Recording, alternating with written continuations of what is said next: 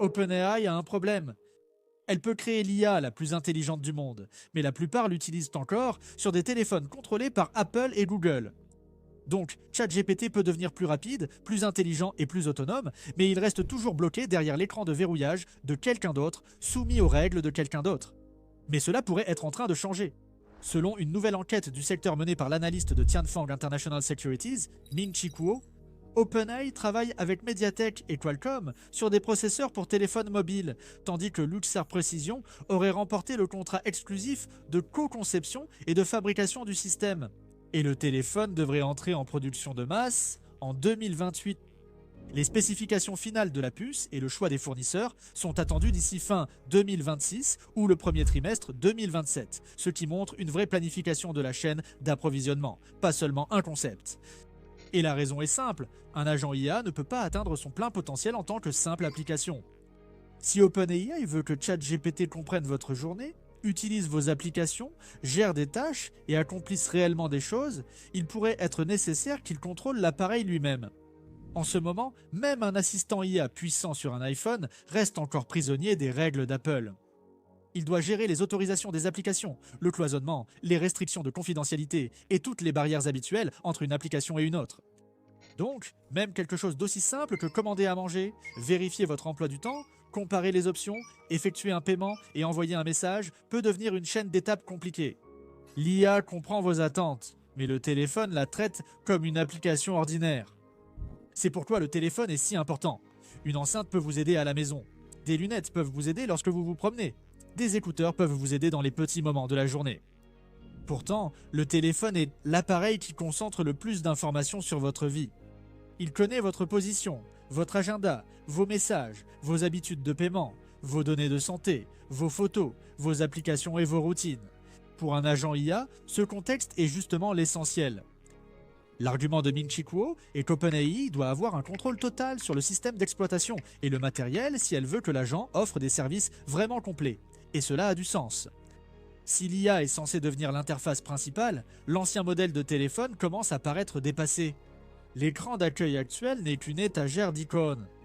Vous cherchez une application, vous appuyez dessus, vous naviguez dans les menus, vous tapez des choses, vous copiez des éléments, vous changez d'application et vous connectez tout manuellement. Un téléphone OpenAI inverserait probablement cette logique. Au lieu d'ouvrir une application, il suffirait de lui dire ce que vous souhaitez faire. L'IA décide quels outils, applications, services et systèmes cloud sont nécessaires. Les applications existeront peut-être toujours, bien sûr, mais vous arrêterez sans doute de les considérer comme des espaces distincts que vous devez ouvrir vous-même. La version technique de cette idée s'appuie sur une combinaison étroite d'IA dans le cloud et d'IA embarquée. Le processeur du téléphone doit constamment comprendre le contexte sans épuiser la batterie. Cela signifie que la gestion de l'énergie, la hiérarchie de la mémoire, les modèles en périphérie et les modèles locaux plus petits deviennent extrêmement importants. Les tâches légères pourraient être exécutées localement. Un raisonnement complexe ou intense pourrait être transféré sur le cloud. C'est aussi pourquoi l'implication de MediaTek et Qualcomm est importante. OpenAI ne créerait pas juste un téléphone classique avec un chatbot greffé par-dessus. Le processeur lui-même devrait être conçu autour du comportement agentique. Kuo a également fait une comparaison intéressante avec le projet TPU de Google et MediaTek, Zebrafish. Il a dit que les revenus générés par une seule puce d'IA sont à peu près équivalents à ceux de 30 à 40 processeurs de téléphone mobile pour agents d'IA. Cela met les choses en perspective. Une puce d'IA haut de gamme rapporte plus par unité, mais le marché des téléphones a une énorme ampleur. OpenAI viserait le marché mondial des téléphones mobiles haut de gamme, qui représente environ 300 à 400 millions d'unités par an. Même en captant une faible part de ce marché, cela créerait une nouvelle activité majeure. Pour Luxar, cela pourrait être encore plus stratégique que financier à court terme. Dans la chaîne d'approvisionnement d'Apple, Luxar a eu du mal à dépasser Hana dans l'assemblage des iPhones.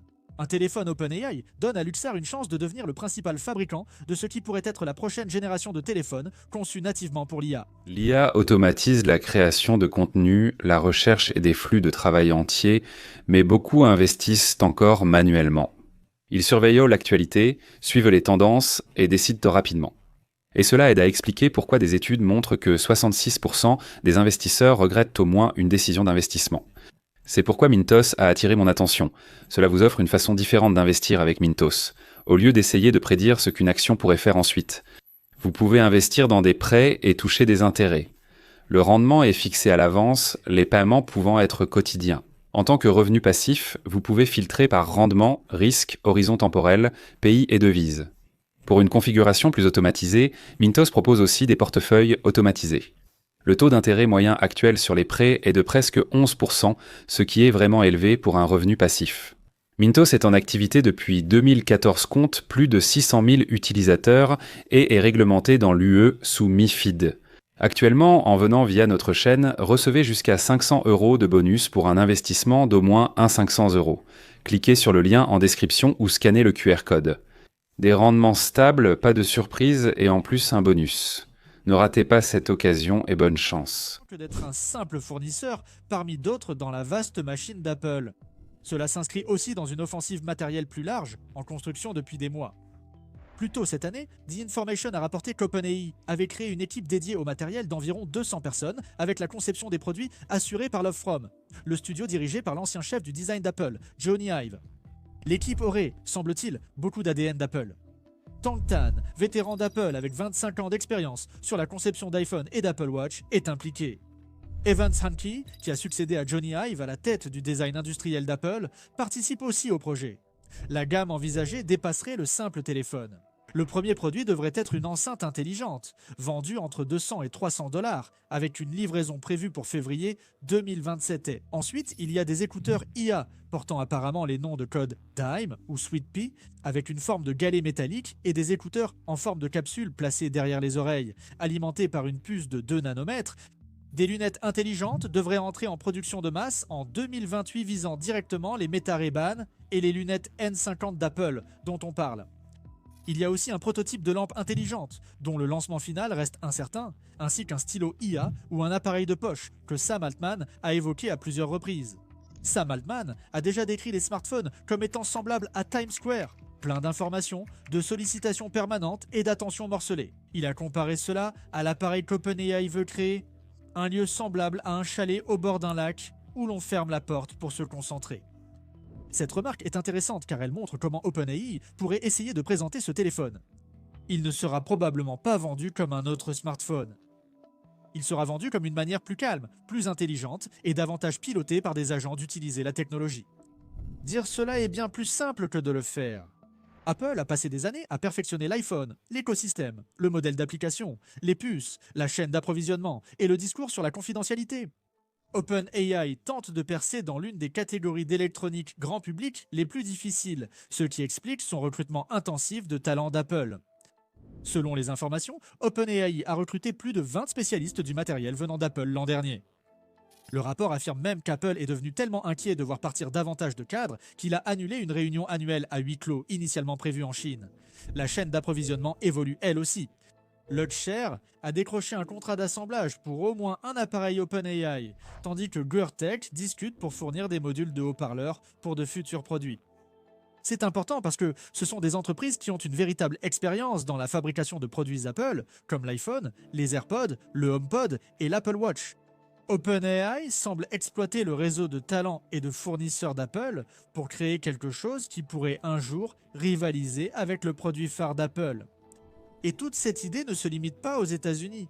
La Chine teste déjà une version plus rapide et plus radicale du téléphone IA grâce à ByteDance et ZTE.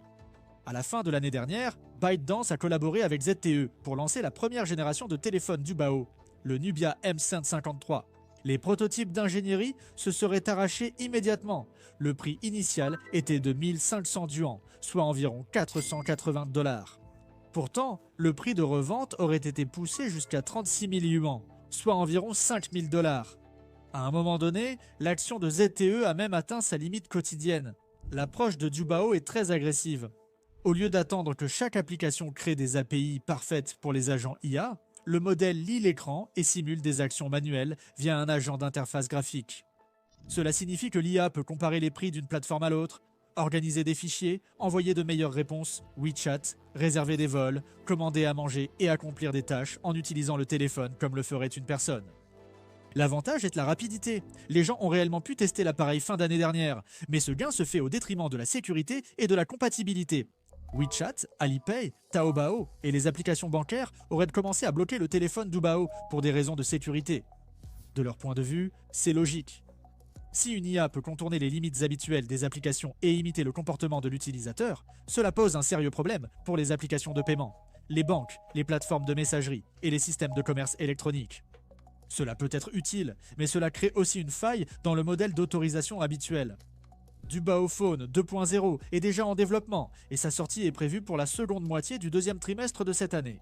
Des rapports indiquent aussi que ByteDance cherche à élargir ce concept à plus de fabricants de téléphones. Longin News a rapporté que Honor a été en réalité le premier fabricant de téléphone contacté par ByteDance, bien que Honor ait démenti la rumeur et déclaré que toute coopération stratégique serait annoncée par des canaux officiels. Une source a bien décrit la prudence de Honor. Dubao peut être radical comme plateforme d'ingénierie expérimentale, mais Honor ayant des centaines de millions d'utilisateurs, des problèmes de stabilité, compatibilité ou sécurité risquent de provoquer de grandes plaintes. Selon le blogueur Digital Chat Station, Vivo est actuellement en discussion avec Dubao, et les autres fabricants nationaux parmi les 5 premiers se mettent aussi sur les rangs. Il affirme qu'une vague de systèmes d'exploitation IA et de téléphones Dubao IA arrive. Ainsi, la Chine avance grâce à des partenariats avec les fabricants de téléphones Android existants, tandis qu'OpenAI semble adopter une approche plus lente.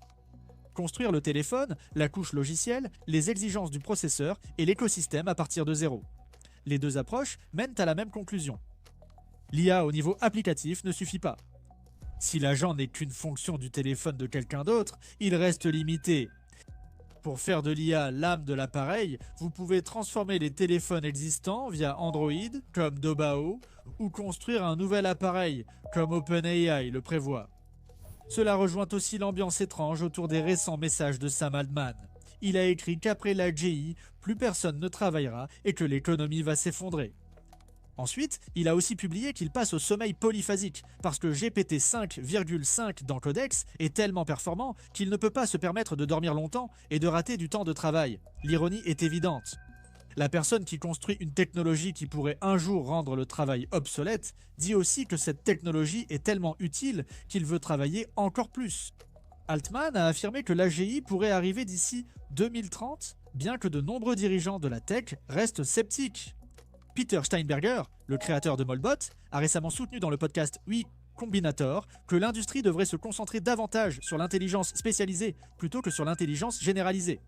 La présidente d'Anthropic, Daniela Amodei, a qualifié le concept d'AGI de dépassé, tandis que le PDG de Google DeepMind a soutenu que l'AGI ne peut pas être atteinte sans modèle du monde. Et cela mène à un autre changement discret. OpenAI a mis à jour ses principes de fonctionnement. Dans la charte de 2018, l'AGI était mentionnée 12 fois. Dans la version de 2026, elle n'apparaît que 2 fois. C'est un changement de ton majeur. L'ancienne charte était construite autour d'une percée future de l'AGI. La nouvelle version privilégie le déploiement itératif, obligeant la société à s'adapter progressivement à l'arrivée de systèmes d'IA plus puissants. Une phrase des nouveaux principes dit que le monde doit faire face à chaque niveau successif de capacité de l'IA. C'est une façon de voir les choses très différente du fait d'attendre un seul grand moment d'AGI. Elle a également supprimé une promesse notable de la charte de 2018 où OpenAI disait que si un autre institut de recherche axé sur la sécurité s'approchait de l'AGI en premier, OpenAI cesserait de concurrencer et aiderait. La version de 2026 n'inclut plus cet engagement. Elle évoque plutôt des cas où il peut être nécessaire de renoncer à un peu de capacité d'agir pour gagner en résilience.